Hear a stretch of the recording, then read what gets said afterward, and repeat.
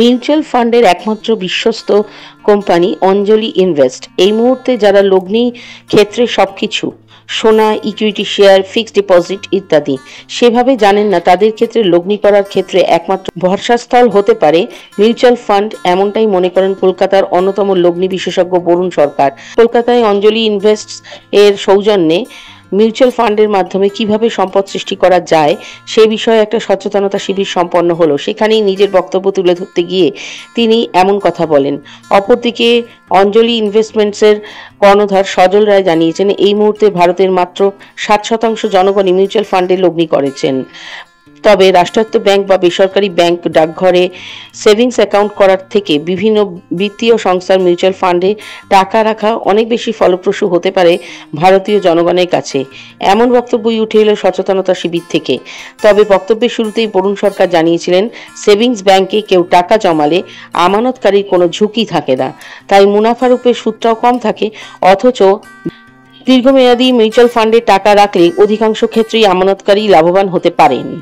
দেখুন, যার যেরকম সামর্থ্য আছে তার মধ্যেই তাকে ইনভেস্ট করতে হবে, সেটা তাকে ভাবতে হবে। কেন, যেটা ফিউচারে তাকে একটা ফান্ড তৈরি করতে হয় ইনফ্লেশনকে বিট করতে গেলে, তাহলে তার সামর্থ্যের মধ্যেই সে যতটা রিস্ক ক্যাপিটাল সেটাকে মেনটেন করে সে ইনভেস্ট করবে। সেটা ডিফারেন্ট অ্যাভিনিউজ রয়েছে। প্রথমে তো ব্যাংক রয়েছে, যেখানে সেফটি রয়েছে, কিন্তু যদি তাকে লং টার্মে ভালো ওয়েলথ ক্রিয়েশন করতে হয় তাহলে তাকে মিউচুয়াল ফান্ডের মাধ্যমেই আসতে হবে, যে তার কাছে সময় থাকে 10, 20, 30 বছর ধরে।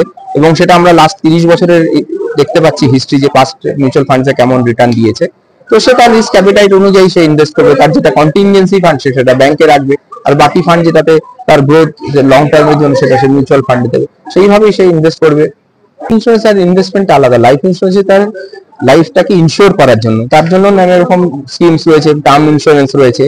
আর ইনভেস্টমেন্ট যেটা হয় মিউচুয়াল ফান্ডে, তার একটা ওয়েলথ ক্রিয়েশনের জন্য। দুটো আলাদা, দুটো রিকোয়ারমেন্ট ইজ ডিফারেন্ট।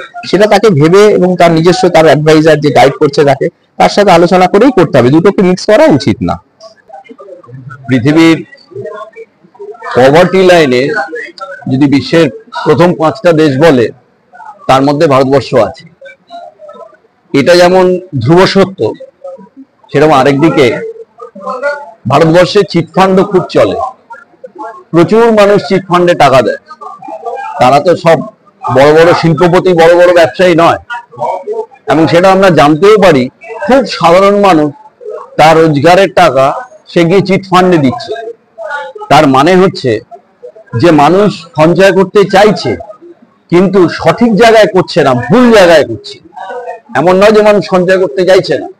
এই যে চিটফান্ডের আমরা সবাই জানি, হাজার হাজার কোটি টাকা সাধারণ মানুষ দিয়েছে, সবজিওয়ালা, মাছওয়ালা, একদম নিম্নবিত্তের মানুষ দিয়েছে।